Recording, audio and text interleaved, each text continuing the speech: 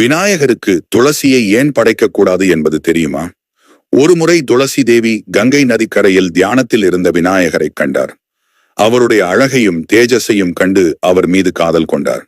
துளசி விநாயகரிடம் தன்னை திருமணம் செய்து கொள்ளுமாறு வேண்டினார். ஆனால் விநாயகர் அவர் பிரம்மச்சரிய விரதம் பூண்டிருப்பதாக கூறி துளசியின் வேண்டுகோளை மறுத்துவிட்டார். இதனால் கோபமடைந்த துளசி, நீங்கள் நினைத்ததற்கு எதிராகவே திருமணம் நடக்கும் என்று விநாயகருக்கு சாபமிட்டார். துளசியின் இந்த சாபத்தால் விநாயகர் கோபமடைந்தார். அவரும் துளசியை நோக்கி, நீ ஒரு அசுரனைத்தான் திருமணம் செய்து கொள்வாய், பின்னர் ஒரு செடியாக மாறுவாய் என்று சாபமிட்டார். தன் தவறை உணர்ந்த துளசி விநாயகரிடம் மன்னிப்பு கேட்டார். துளசியின் வருத்தத்தை கண்ட விநாயகர் மனமிறங்கினார். அவர், நீ புனிதமான துளசி செடியாக மறுபிறப்பு எடுப்பாய், உன்னை தாங்கும் பக்தர்களுக்கு நீ நன்மை செய்வாய்.